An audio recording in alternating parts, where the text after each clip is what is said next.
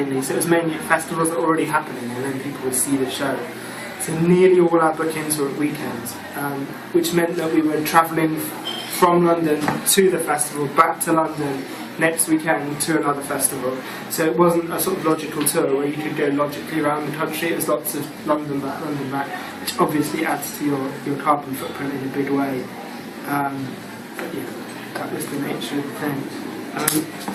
The advantages that we found of sort of working in this way, touring by train is a lot of upfront time booking travel, ages and ages on the internet booking trains. But it avoided a situation that we've had on previous shows where the stage manager both drives the van and operates the show, which is really tiring for one person to like drive 7 hours, set up the show, op the show, take apart the show, drive more out. You know, it's really knackering for that one person. The bicycle generator, as well as creating energy, it's a really clear way of communicating your green ambitions to the audience, because it's just so immediate and visible, it's just there, and people can see it as they watch. Loads of audiences came up to ask us about it before the show, after the show. Several times during the show they'd come up to Rachel just before a cue as she was pedaling away and try and get her to explain the thing. So that really engages people and makes them ask questions. And generating your own power also makes you really self-sufficient, which is great, especially a lot of festivals are staffed largely by volunteers or people who are really stressed and busy, and if we've been waiting around to know whether we could get our electricity plugged in, it would have been quite stressful, whereas we just sort of go with everything, set it up, we have our own power, all our own props. It's completely kind of self-contained, which is really nice. And apart from the weather, that was the one thing that was out of our control.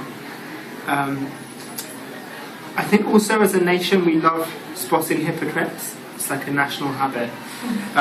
So it was really great support to our environmental message that we were also kind of walking our talk in different ways, and we were able to have that conversation with people.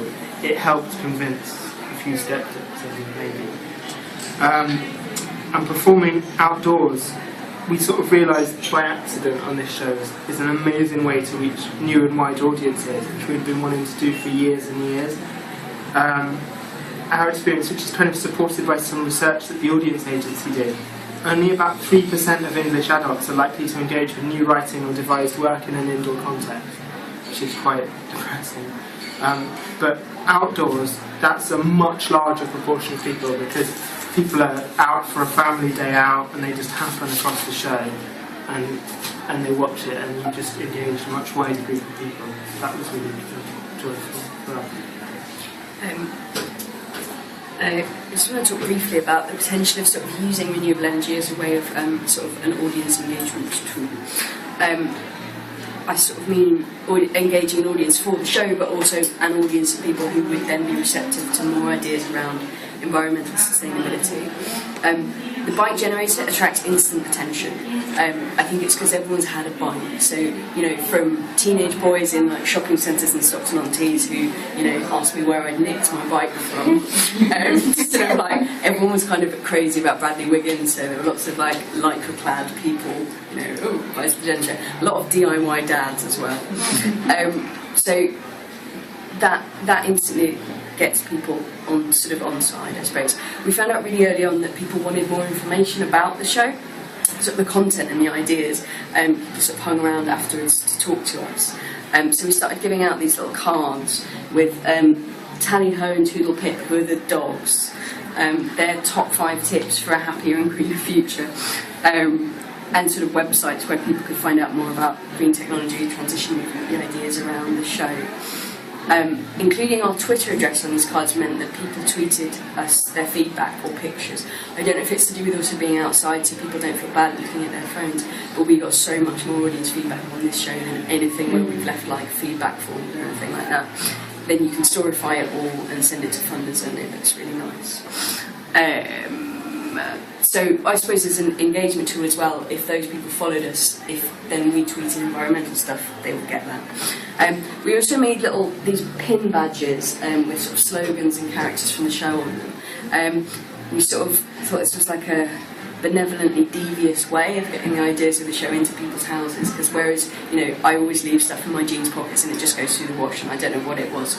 If you've got a pin badge pinned to your jacket or your bag, it's going to go in the house, and maybe the next time you put your jacket on, you're like, oh yeah, and maybe you think about the show. Maybe you don't, but you've got to try. The future. We're doing the show again this year. At the end of last year, we were like, we're not doing that again, but we're doing the show again. This year, we're going to re-rehearsals on a week today. This year, we're going to London parks and schools, which is terrifying. But lots of people who saw the show last year were like, this would work in schools, so we thought, we've got to try it. It's going to be fine. This time we're going to tour with child-sized bikes so that smaller audience members can power the show. Last time we had our little bikes, and whereas we had a plan where like people could nominate their parents to ride the bike and hit them and stuff. It was too many ideas in there. We're also planning a new show which sort of developed this idea of having audience-powered shows at its heart. So it's for a non-touring show. So we're going to be working with gyms local to the venue where we're doing the show, and we're going to install 4 customised exercise machines so that people, while they're working out, the energy they're generating goes into an ultracapacitor, which is like a battery on steroids, and then when that's full, we're going to have 4. That gets transported to the venue and the show runs off that. I say all this like I'm really sure it's going to work. It might not.